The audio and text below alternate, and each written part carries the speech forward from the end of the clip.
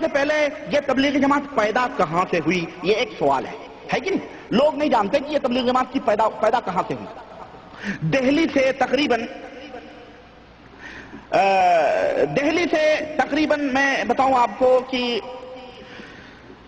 کوئی 50 کلومیٹر کی دوری پر، دہلی سے کوئی 50 کلومیٹر کی دوری پر ایک علاقہ ہے، ایک قصبہ ہے جسے قصبہ نوح کہا جاتا ہے۔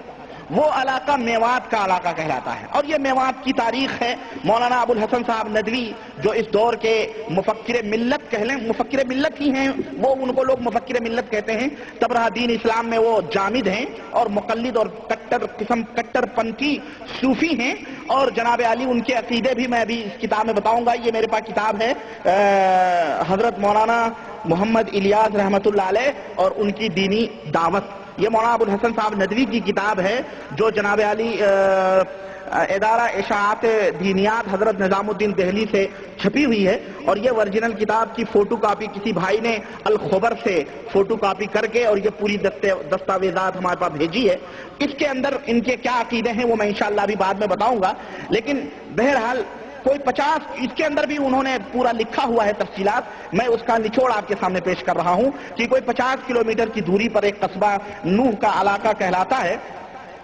وہاں پر ایک بستی ہے اس قصبے کے پاس جسے فیروز پور نمک کہا جاتا ہے۔ یو پی کے لوگ جو ادھر کے ہیں وہ لوگ جانتے ہوں گے، میوات کے علاقے میں فیروز پور نمک کہا جاتا ہے۔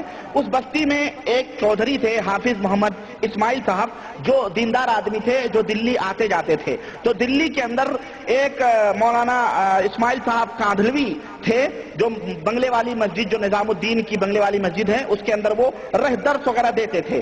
چودھری صاحب کے بہرحال تفصیلات ہیں، میں ان تفصیلات میں نہیں جانا چاہتا، المہم اس تعلق کی وجہ سے حافظ محمد اسماعیل صاحب میوات آتے جاتے تھے۔ جب حافظ محمد اسماعیل صاحب کا انتقال ہو گیا، اور حافظ محمد اسماعیل صاحب کون ہیں یہ میں بھی بتاتا ہوں، یہ نام ذہن میں رکھنا، یہ ہمارے حافظ محمد اسماعیل صاحب نہیں بھائی، مکتب جالیات والے آپ سمجھیں، یعنی یہ مر چکے ہیں۔ یہ تو حافظ محمد اسماعیل صاحب جو تھے یہ درس دیتے تھے۔ ان کے مرنے کے بعد میں ان کے صاحبزادے وہاں درس دینے لگے، تو ان کے صاحبزادے جو محمد تھے وہ آتے جاتے تھے وہاں پر، کیا کہتے ہیں، فیروز پور نمک جو تھے وہ وہاں آتے جاتے تھے۔ چنانچہ مولانا محمد صاحب جو مولانا حافظ محمد اسماعیل صاحب کے بیٹے تھے، یہ فیروز پور نمک آتے جاتے تھے۔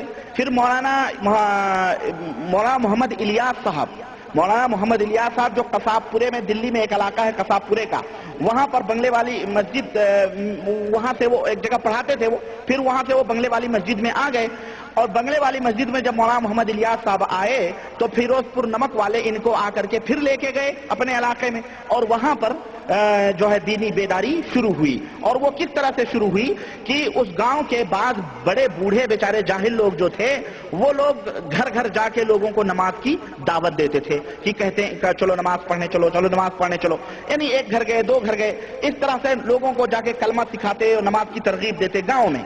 تو لوگوں کو اس طرح سے لوگ مسجد میں آنے لگے۔ حضرت جی کو، یعنی حضرت الیاس صاحب کو، محمد الیاس صاحب کو یہ طریقہ بڑا پسند آیا کہ لوگوں کو گھر گھر جائیں، یہ طریقہ بڑا پسند آیا۔ چنانچہ تب لوگوں نے انہوں نے فرمایا کہ بھائی اسے اسی گاؤں تک کیوں رکھتے ہو، اسے دوسرے گاؤں تک بھی پھیلاؤ۔ محمد الیاس صاحب نے کہا اسے دوسرے گاؤں تک بھی پھیلاؤ۔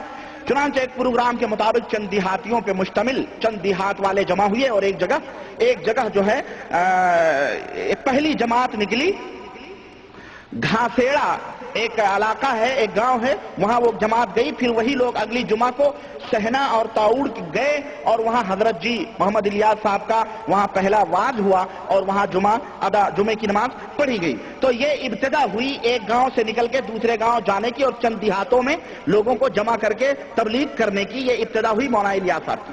اب آپ سوچتے ہیں کہ مولانا الیاس کہاں سے آ گئے، تو میں سلسلہ بتاؤں۔